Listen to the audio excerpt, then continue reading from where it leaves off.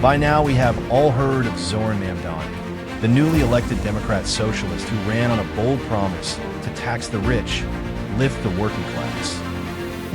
At the heart of his campaign was a headline-grabbing idea, the millionaire tax.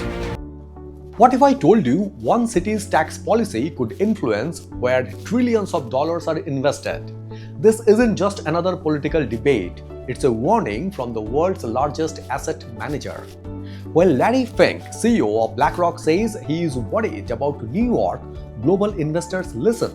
Because BlackRock doesn't just manage billions, it manages more than 11 trillion US dollar in assets, making it the largest asset manager on the planet. So when it questions the financial sustainability of one of the world's biggest cities, the entire investment community pays attention.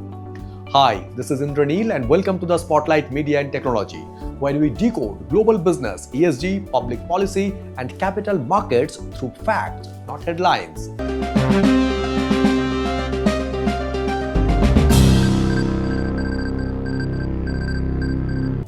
At the Aspen Ideas Festival, Larry Fink expressed concerns over New York City's economic direction amid proposals associated with Mayor Zohran Mamdani's agenda. His concern wasn't ideological, it was financial. Here's why. According to Fink, the top 1% of taxpayers generate approximately 47% of New York City's tax revenue. Think about that. Almost half the city's revenue depends on a very small group of high-income individuals. That's what economists call tax-based concentration risk. If even a small percentage of these taxpayers relocate, the city's fiscal model could come under pressure. BlackRock itself employs around 8,000 people in New York, making its perspective particularly relevant. This isn't just about one company, it's about whether cities can remain globally competitive while increasing tax burdens. Let's examine the proposals. Among the ideas being discussed are a 2 percentage point surtax on annual incomes above $1 million US. Supporters estimate it could generate around $3 billion US annually. There are also proposals for higher corporate taxes targeting the city's largest businesses.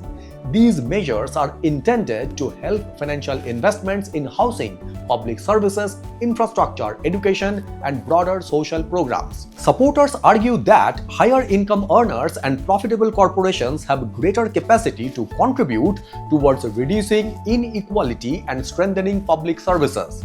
Critics, however, argue that taxation has practical limits.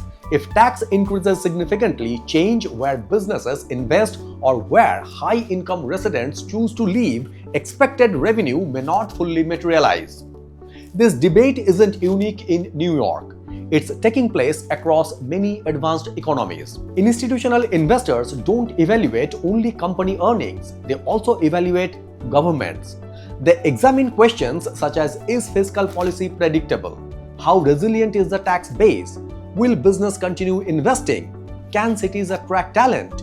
Will long-term economic growth remain strong? For pension funds, sovereign wealth funds, insurance companies, and asset managers, these aren't political questions, they are investment questions. Capital naturally seeks environments where policy is transparent, risks are manageable, and long-term returns are attractive.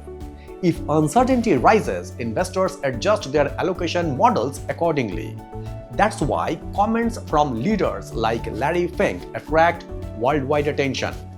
Now let's zoom out. This conversation is happening across the world.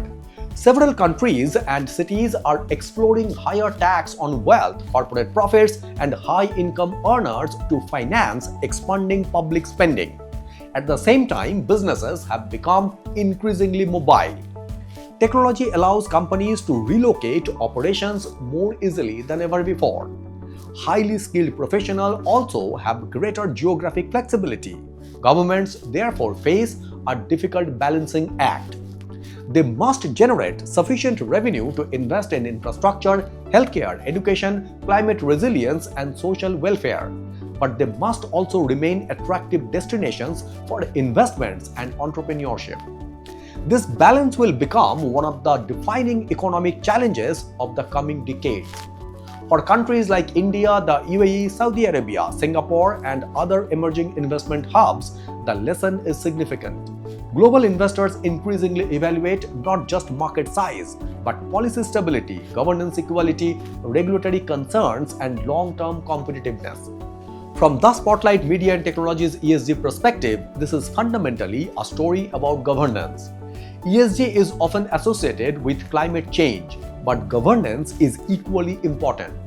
Strong governance means transparent taxation, predictable regulation, responsible fiscal management, institutional stability, and policies that balance economic growth with social development. Cities absolutely need revenue to build affordable housing, modern transport, healthcare system, resilient infrastructure, and climate adaptation. Those investments strengthen societies. At the same time, governments must carefully consider how tax structure influence investment decisions, business confidence, and long-term competitiveness.